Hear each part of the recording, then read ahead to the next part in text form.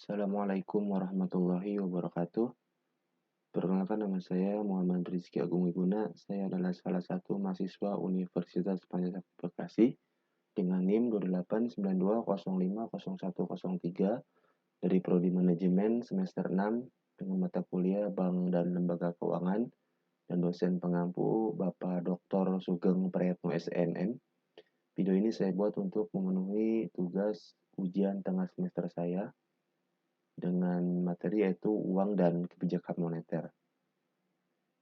Adapun pengertian uang dalam ilmu ekonomi tradisional didefinisikan sebagai setiap alat tukar yang dapat diterima secara umum.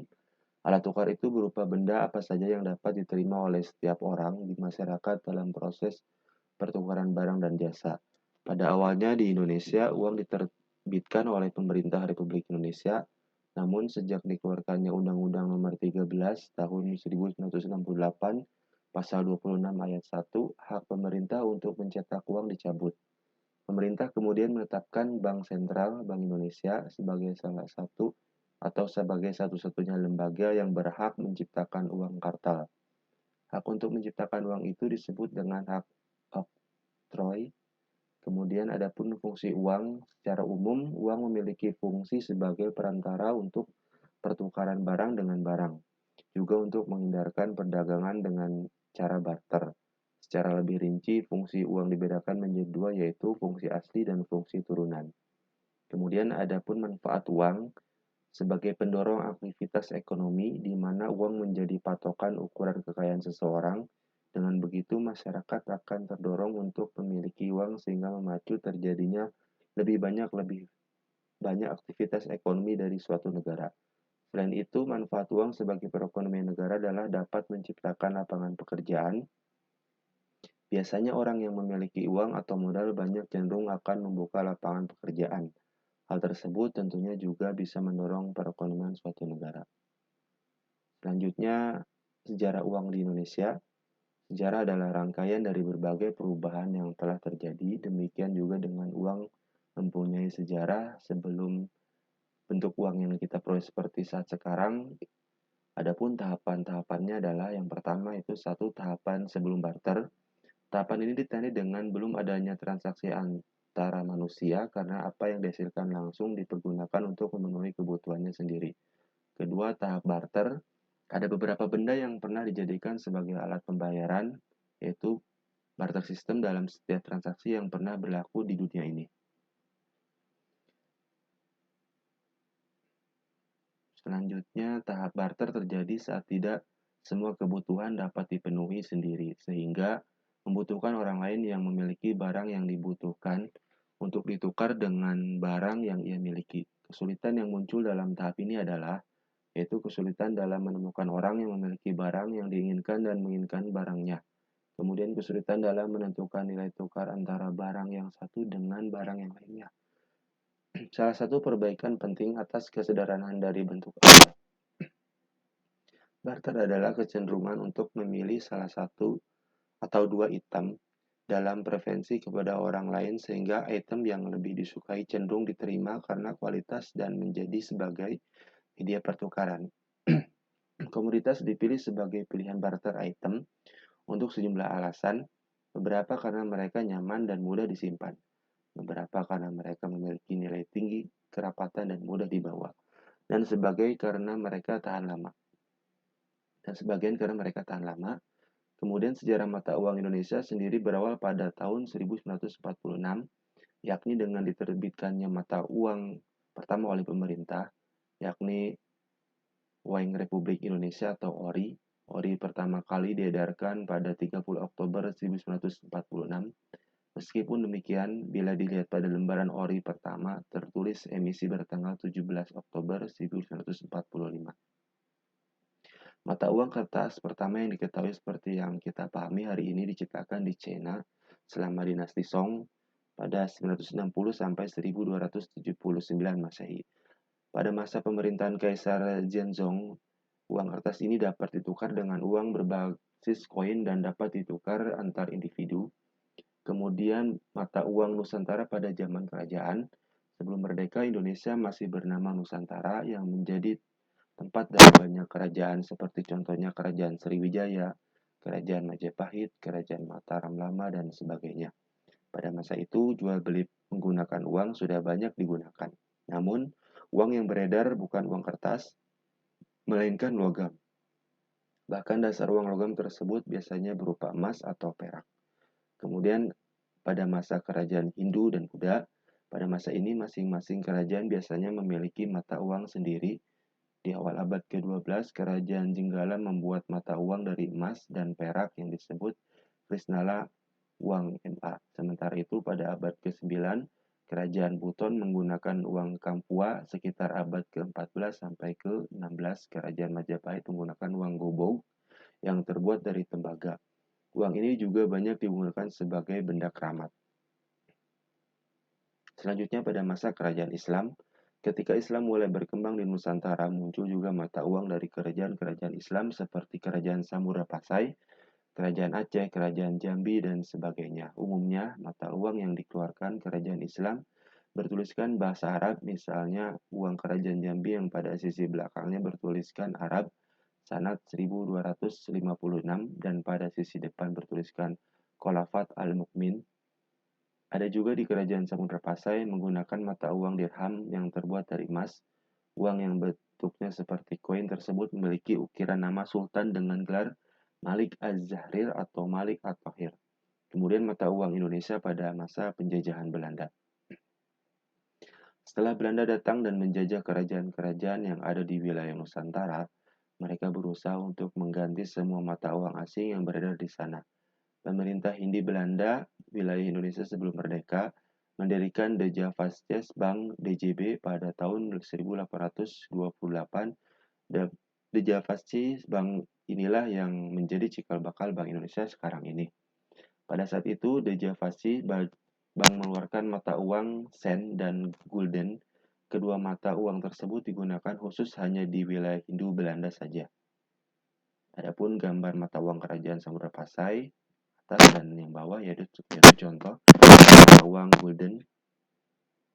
Selanjutnya, adapun jenis uang yang beredar dalam masyarakat dapat dibedakan dalam dua jenis, yaitu yang pertama itu uang kartal adalah alat bayar yang sah dan wajib digunakan oleh masyarakat dalam melakukan transaksi jual beli sehari-hari.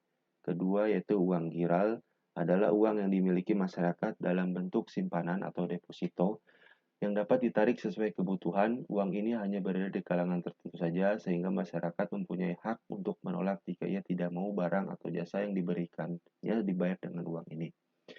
Kemudian perbedaan antara uang kartal dan uang giral. Yang pertama kita bahas tentang uang kartal. Satu, perbedaannya yaitu berlaku dan digunakan di seluruh lapisan masyarakat. Kemudian uang giral berlaku dan hanya digunakan di kalangan masyarakat tertentu saja. Kedua, untuk uang kartal nominal sudah tertera dan terbatas, dan perbedaan untuk uang giral nominal harus ditulis lebih dahulu sesuai dengan kebutuhan dan nominalnya tidak terbatas. Perbedaan ketiga, untuk uang kartal dijamin oleh pemerintah, dan ketiga, uang giral perbedaannya hanya dijamin oleh bank yang mengeluarkan saja. Keempat, ada kepastian pembayaran seperti yang tertera dalam nominal uang untuk uang kartal, dan uang giral perbedaan yang keempat untuk belum ada kepastian pembayaran termasuk dari beberapa hal termasuk lembaga yang mengeluarkannya. Selanjutnya, kita bahas kebijakan moneter. Kebijakan moneter merupakan kebijakan yang berhubungan dengan pengendalian jumlah uang yang beredar. Dalam hal ini, pihak yang bertanggung jawab adalah Bank Sentral yaitu Central Banking. Lebih tepatnya untuk Indonesia adalah Bank Indonesia yang biasa disebut dengan the last of resort. Dalam Undang-Undang Republik Indonesia Nomor 23 Tahun 1999 tentang Bank Indonesia dijelaskan, kebijakan moneter adalah kebijakan yang ditetapkan dan dilaksanakan oleh Bank Indonesia untuk mencapai dan memelihara kestabilan nilai rupiah yang dilakukan antara lain melalui pengendalian jumlah uang beredar dan atau suku bunga. Adapun menurut Syamsi dalam Yuzwar Zainul Basri, dan Mulyadi Subri mengatakan bahwa kebijakan moneter adalah kebijakan yang dilakukan oleh pemerintah di bidang keuangan yang berkenaan dengan jumlah uang yang beredar dalam masyarakat. Sehingga di sini dapat dipahami bahwa kebijakan moneter merupakan suatu bentuk kebijakan yang dijalankan guna menstabilkan jumlah uang beredar diterbitkan oleh suatu negara, baik uang tersebut di suatu negara. di mana otoritas penuh yang bekerja dalam menjaga stabilitas jumlah uang beredar dan berbagai kebijakan moneter lain adalah Bank Indonesia atau BI.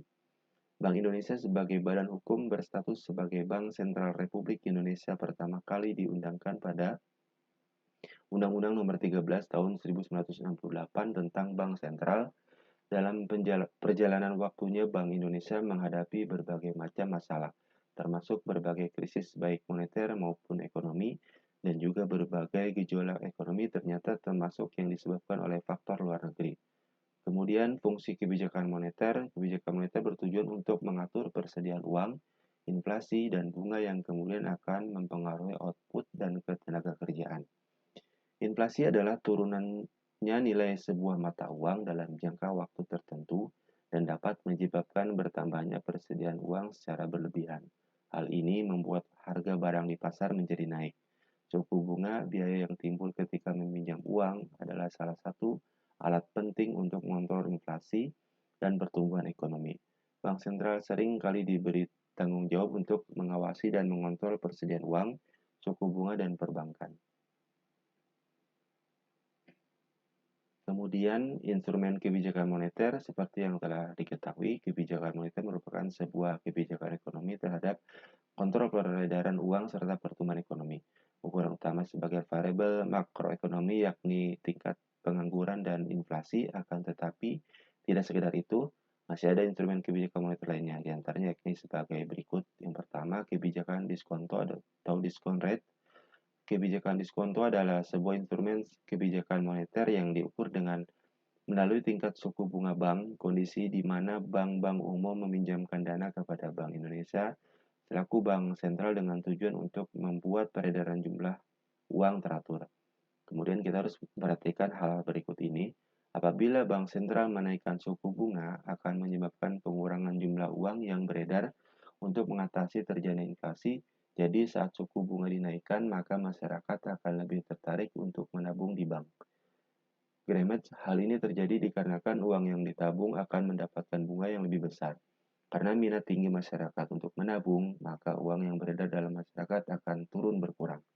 Jika bank menurunkan suku bunga akan memberikan dampak untuk menambah jumlah uang yang beredar untuk mengatasi terjadinya deflasi. Jadi saat suku bunga diturunkan, maka masyarakat akan lebih tertarik untuk memakai uang karena jika ditabung hanya mendapatkan bunga atau keuntungan yang sedikit. Kemudian yang kedua, operasi pasar terbuka. Saat pemerintah mengontrol peredaran uang dengan melalui penjualan atau pembelian surat-surat berharga yang dimiliki oleh pemerintah, maka yang dijadikan instrumen kebijakan moneter ialah operasi terbuka. Adapun mekanisme transmisi kebijakan moneter Indonesia yaitu sebagai bagian berikut. Suku bunga pasar, kemudian kredit bank, suku bunga pasar untuk uang beredar, selanjutnya ada kredit bank, permintaan domestik, terus harga aset, kemudian ekspektasi dan nilai tukar, yaitu menjadi permintaan eksternal, kemudian setelah uang beredar beralih kepada permintaan agregat, selanjutnya outward go, tekanan inflasi domestik, kemudian dari nilai tukar ke harga traded goods, dan selanjutnya dari uang beredar dan harga traded goods terjadilah inflasi. Begitupun dengan tekanan inflasi domestik. Selanjutnya, hal yang perlu diperhatikan jika bank sentral menjual SBI akan berpengaruh untuk mengurangi jumlah beredar untuk mengatasi inflasi. Ketika SBI dibeli oleh masyarakat, maka uang akan diterima bank sentral yang berakibat bisa untuk mengurangi jumlah uang beredar. Jika bank sentral membeli SBI kembali, maka akan menambah jumlah uang beredar untuk mengatasi devaluasi. Saat bank sentral akan membeli SBI, maka bank sentral akan menukarkannya dengan uang, sehingga uang yang beredar di masyarakat akan turut bertambah. Ketiga, kebijakan rasio cadangan wajib. Berikutnya, instrumen kebijakan moneter yakni rasio cadangan wajib. Rasio cadangan wajib merupakan kebijakan bank sentral untuk menaikkan maupun menurunkan cadangan kas bank umum. Keempat, penetapan suku bunga acuan. Untuk mencapai tujuan kebijakan moneter, maka Bank Indonesia mempunyai wewenang dalam mengendalikan peredaran uang dengan melalui suku bunga. Kelima, imbauan moral. Terakhir, instrumen kebijakan moneter yakni imbauan moral. Dalam hal ini, Bank Indonesia sebagai bank sentral mengimbau seluruh bank umum untuk menjalankan kebijakan penurunan maupun peningkatan suku bunga pinjaman. Selanjutnya dalam pelaksanaannya, Bank Indonesia mempunyai kewenangan untuk melakukan berbagai kebijakan moneter dengan melalui penetapan sasaran-sasaran moneter atau seperti uang beredar atau suku bunga, dengan tujuan untuk menjaga sasaran laju inflasi yang diterapkan oleh pemerintah. Bank Indonesia juga dapat melakukan berbagai cara pengendalian moneter berdasarkan prinsip syariah. Dari penjelasan sebelumnya, maka tujuan kebijakan moneter diantaranya yaitu menjamin stabilitas ekonomi, kedua mengendalikan inflasi, ketiga meningkatkan lapangan pekerjaan, keempat melindungi stabilitas harga barang di pasar, kelima menjaga keseimbangan neraca pembayaran internasional, dan yang keenam mendorong pertumbuhan ekonomi. Adapun contoh kebijakan moneter di Indonesia, yang pertama, pelaksanaan kredit langsung oleh Bank Indonesia, kedua penyediaan fasilitas overdraft, ketiga penerbitan surat utang negara, dan yang keempat yaitu program intervensi rupiah. Saya rasa cukup video dari saya. Kurang dan lebihnya saya mohon maaf. Wassalamualaikum warahmatullahi wabarakatuh.